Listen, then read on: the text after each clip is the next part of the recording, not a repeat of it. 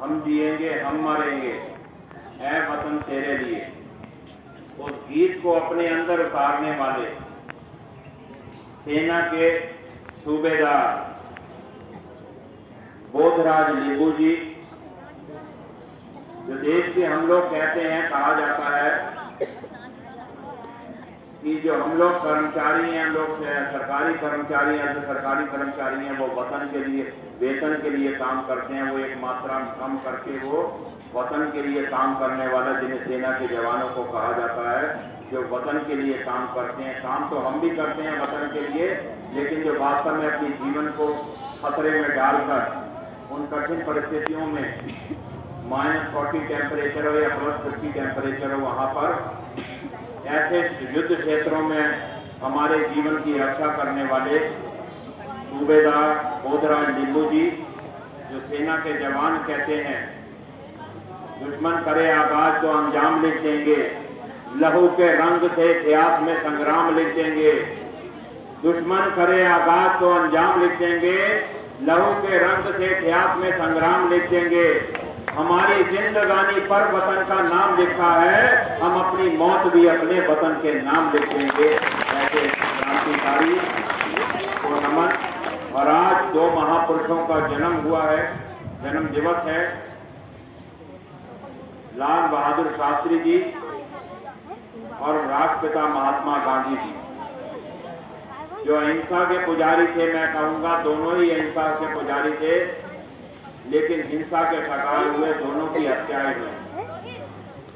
लाल बहादुर शास्त्री जी की रहस्यमय मौत, जबकि वो शरीर से बिल्कुल स्वस्थ थे, में ताशकंद समझौता हुआ, उसी दिन उनकी मृत्यु हो जाना और उस मृत्यु के बाद उसका पोस्टमार्टम ना होना, वो एक सीधी सीधी हत्या थी। तो गांधी जी, जिन्होंने देश की आजादी के लिए अनेक आंदोलन करे, अवज्ञा आंदोलन, विदेशी वस्त्रों की होली जलाने का उन्होंने अनेक नमक आंदोलन, पता नहीं कितने आंदोलन खड़े करे इस देश को आजाद कराने के लिए।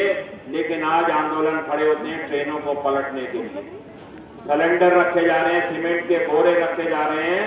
ये इस प्रकार का क्या, इसलिए आजादी मांगी थी उन्होंने। एक गाल पे थप्पड़ मारो तो दूसरा भी उन्होंने कहा था, लेकिन आज सन से जुदा सर का नारा दिया जाने लगा है। ये भारत के अंदर, ये भारत की संस्कृति और सभ्यता नहीं थी। ये किस प्रकार की संस्कृति हमारे भारत में आ गई। आजादी की लड़ाई में 7.5 लाख बलिदानियों, जो माना जाता है लगभग 1857 की क्रांति से लेकर 1947 तक लगभग 7.5 लाख क्रांतिकारियों ने इस देश को आजाद कराने में अपने प्राणों की आहुति दी। क्या इसलिए देश आजाद कराया था कि देश को बांटने के नारे यूनिवर्सिटियों के अंदर लगने लग जाएं कि भारत तेरे टुकड़े होंगे, इंशाअल्लाह इंशाअल्लाह जंग रहेगी जारी भारत की बर्बादी तक और कश्मीर की आजादी तक। क्या इसलिए भारत को आजाद कराया था कि इस प्रकार के नारे यूनिवर्सिटियों में लगने लगे, शिक्षा के मंदिरों में इस प्रकार के नारे लगते हैं? तो ये शर्मनाक है। हम अपनी आने वाली युवा पीढ़ी को क्या संदेश दे रहे हैं, क्या संस्कार दे रहे हैं?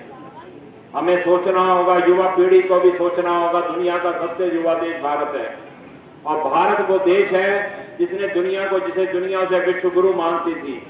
जब विश्व गुरु के देश के अंदर इस प्रकार की संस्कृति पनप रही है, तो हमें युवाओं को आगे आना होगा, इन राष्ट्र विरोधी ताकतों को तोड़ना होगा, तभी इन महापुरुषों के सपनों को साकार कर पाएंगे, जिन्होंने अपने देश के लिए अपना बलिदान दे दिया। महात्मा गांधी ने छुआछूत के विरुद्ध करा, स्वच्छता अभियान के लिए करा। जो आज स्वच्छता अभियान चलाया जा रहा है, उसकी जो नींव रखी गई थी, वो गांधी जी ने कहा था कि वहां सफाई रखेंगे, वहीं पर ईश्वर का निवास होता है। तो आप लोगों को अपने जहां भी रहो वहां परिसर को साफ रखना है, चाहे घर का हो चाहे विद्यालय परिसरों में साफ रखने का संकल्प लेना होगा। साथ साथ उनके बताए हुए रास्ते पर चलने के लिए हमें संकल्प लेना होगा कि वो किस प्रकार का रास्ता दिखा गए थे। जो आज की संस्कृति हमारे भारत में पनप रही है, राष्ट्र विरोधी ताकतें, आज विदेशी ताकतें भारत को खंडित करना चाहती हैं, और बहुत से लोग यहाँ के गद्दार जो यहाँ पे जुड़े हुए हैं उनके साथ, उनके कारण ये भारत गुलाम पहले भी बना था और फिर अपने आप को करने की कोशिश कर रहे हैं। विदेशी ताकतें नहीं चाहती भारत उभरता भारत बने। उसके लिए युवाओं को आगे आना होगा, इन महापुरुषों के जन्म से जीवन से सीखना पड़ेगा। किस अहिंसा के बल पे उन्होंने देश को आजाद कराने का प्रयास किया। केवल अहिंसा के बल पे नहीं, हिंसा भी करनी पड़ी थी। बहुत से क्रांतिकारियों ने अपना बलिदान दिया। उन्होंने कहा था कि गूंगी बहरी सरकार को नहीं सुनती तो संसद में बम विस्फोट करके भी उन्होंने सिखाया था उन्हें, तो उन्होंने बताया था। लेकिन हम लोग उस समय भी जो राष्ट्रभक्त थे उन्हें मूर्ख कहा जाता था। जब जलियांवाला बाग कांड हुआ था, निर्दोष भारतीयों की हत्या कर दी गई थी। अगर अगले दिन उसे मौका दिया जाता, अगर रोका ना जाता, उन मूर्ख ना कहा जाता, तो एक भी अंग्रेज भारत में जीवित नहीं रह पाता। लेकिन भगत उधम से जवानों को बताया मूर्ख। इससे बड़ा का होगा अपमान रोष का। शामिल अहिंसक सियार भी थे, घोटने में गला इंकलाबी उद्घोष का। गोरों के अलावा जो नकाबपोश देश में थे, डर था उन्हें भी इस जोश का खरोश का। और भेड़ चाल छोड़ के बताना होगा पीढ़ियों को, सौदा किसने किया चंद्रशेखर आजाद और सुभाष चंद्र बोस का। हमें बताना होगा पीढ़ियों को, सच्चाई बतानी होगी कि किस प्रकार से आजादी हमें कैसे मिली। आजादी के लिए कितने लोगों ने अपना बलिदान दे दिया। मंगल पांडे को देखिए, जिसने मंगल पांडे ने अंग्रेजों ने जब वो सुअर की और गाय की चर्बी के लगे कारतूस देने लगे, तो उस माँ भारती के लाल ने कहा, गौ को मैं माता मानता हूँ, उस माता की चर्बी का मैं कारतूस कभी भी प्रयोग नहीं करूंगा। और उसने अपने जीवन की परवाह करे बिना उस अंग्रेज अधिकारियों को मार दिया और उसके बाद उसे फांसी के फंदे में चढ़ा दिया गया। अनेक बलिदानियों ने, मैंने बताया 7.5 लाख बलिदानियों ने इस देश को आजाद कराने में लगभग अपना बलिदान दिया है। और ऐसे ऐसे महापुरुष हमारे देश के अंदर जन्म लिए हैं कि बलिदानी, त्यागी और तपस्वी जन्म लेते रहे। ऐसी रही भारत महान की परंपरा। बलिदानी, त्यागी और तपस्वी जन्म लेते रहे, ऐसी रही भारत महान की परंपरा। भूखे रहे या तो रोटी घास की चुनी हो, लेकिन झुकने नहीं दी राष्ट्र स्वाभिमान की परंपरा। शत्रुओं को देते नहीं क्षमादान, ये थी राष्ट्रद्रोह के निदान की परंपरा। और 2 को युद्ध में शहीद, 2 चुने गए दीवार, और टूटने नहीं दी बलिदान की परंपरा। अपने बलिदान की परंपरा को नहीं टूटने दिया। इस बलिदानियों ने देश को बलिदान दिया, तब जाके हमें आजादी मिली है। भले ही कोई से भी गीत बजते हो, लेकिन आजादी के लिए जहाँ महात्मा गांधी का एक बहुत बड़ा रोल, अंग्रेजों को भाई में उन सैनिकों का, उन सेनानियों का भी बहुत बड़ा रोल था, जिन्होंने देश के लिए अपना बलिदान दे दिया। और दूसरे थे लाल बहादुर शास्त्री, जिनकी ईमानदारी के बारे में, उनके हौसले के बारे में कहा जाता था कि छोटे कद का व्यक्ति है, ये क्या बड़े निर्णय ले पाएगा। लेकिन उस छोटे कद के व्यक्ति ने, लाल बहादुर शास्त्री ने जब प्रधानमंत्री बने थे, तो प्रधानमंत्री जब बने उसी समय 1962 में हमारे, उससे पहले हमारे देश में चीन ने हमसे युद्ध करा था। 1962 के बाद जब जवाहरलाल नेहरू की 64 में मृत्यु हो गई, तो उसके बाद जब इन्हें प्रधानमंत्री बने, तो उस समय पाकिस्तान के ये नजरें गड़ाए बैठा था कश्मीर के ऊपर। उसने कहा था, नारा दिया था उस समय, हंस के दिया था पाकिस्तान और लड़के लेंगे हिंदुस्तान। हिंदुस्तान पे कब्जे का वो ख्वाब देख रहे थे, और उन्होंने अपनी सेनाएं भारतीय सीमाओं में भेजी। तो वहां के जनरल ने उस समय यह कहा था कि हमारे कुछ टैंक टहलते हुए दिल्ली की ओर बढ़ रहे हैं और शाम की चाय हम दिल्ली में पिएंगे। तो लाल बहादुर शास्त्री ने लाल किले से भाषण में कहा था, जब उसने वहां से लाल किले अपने दिल्ली में टैंक भेज दिए हैं दिल्ली की ओर, तो हमने भी अपने टैंकों को लाहौर की ओर भेज दिया है। और पाकिस्तान जिसके ऊपर गर्व था उसे अमेरिका से मिले पैटर्न टैंकों पे कि उनके बल पर हम हिंदुस्तान पे कब्जा कर लेंगे। लेकिन लाल बहादुर शास्त्री जी के अदम्य हौसले के कारण उन पैटर्न टैंकों की, जो अजय माने जाते थे, जिन्हों कहा जाता था, अमेरिका ने कहा इन पैटर्न टैंकों को कोई नष्ट नहीं कर सकता। लाल बहादुर शास्त्री ने सेना को निर्देश दिया और सेना ने बाद में ऐसे सबक सिखाया कि उन पैटर्न टैंकों की कब्रगाह बना दी गई खेमकरण सेक्टर में।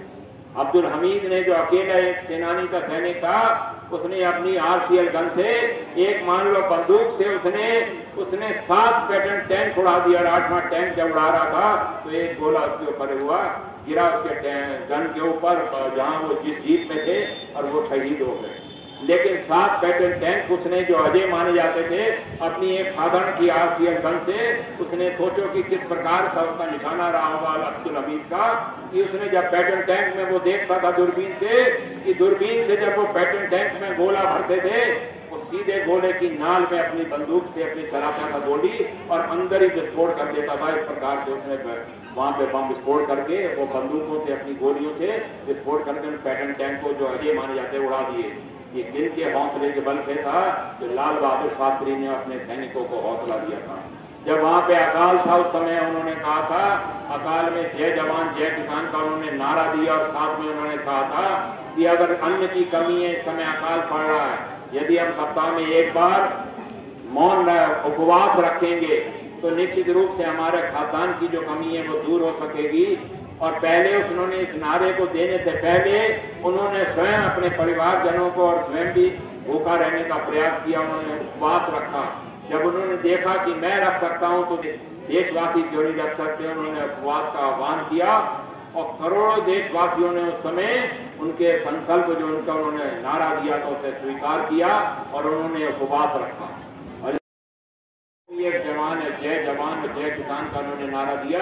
जो देश की रक्षा में जो सेना के सैनिक लगे हुए हैं और जो खेती में हमारे अन्न पैदा कर रहे हैं, हमारे जो किसान पैदा कर रहे हैं, उनके लिए नारा दिया, जय जवान जय किसान का नारा दिया।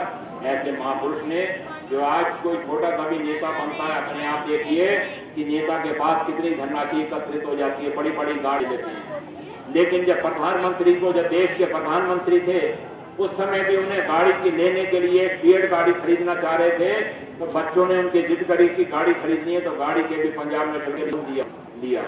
और जब उनकी मृत्यु हुई तो लोन भी चुकता नहीं हो पाया था। तो उस समय बाद में जो प्रधानमंत्री बनी श्रीमती इंदिरा गांधी जी का सरकारी पैसे से लोन का चुकता किए तो अपनी पिताजी ने कहा कि आप लोन को नहीं करें, इससे शास्त्री जी की आत्मा को शांति मिलेगी, वो परेशान।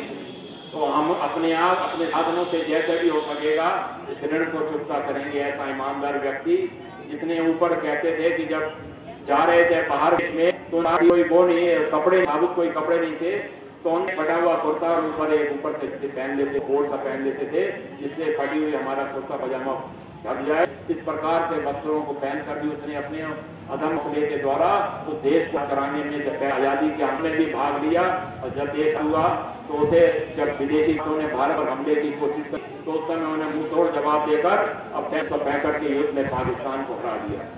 तो ऐसे महापुरुषों को जिन्होंने देश की आजादी के लिए अपना, समझो मैं मानूंगा कि उनका उस समय बाद में बलिदान हुआ, ऐसे महापुरुषों की सीख से हमें सीखना चाहिए कि उन्होंने जो संदेश ईमानदारी का है उसका पालन करते हुए हमें देश को आगे बढ़ाना है।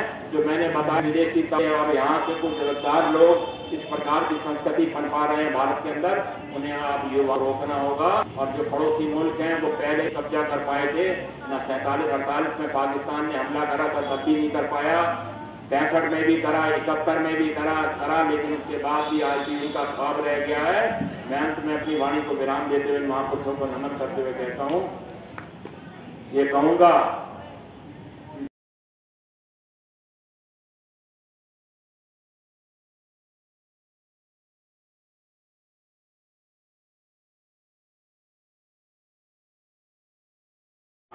घर में खुशियों की दलान बनाए रखना और दिल में हिंदुस्तान बसाए रखना। जय हिंद, जय भारत।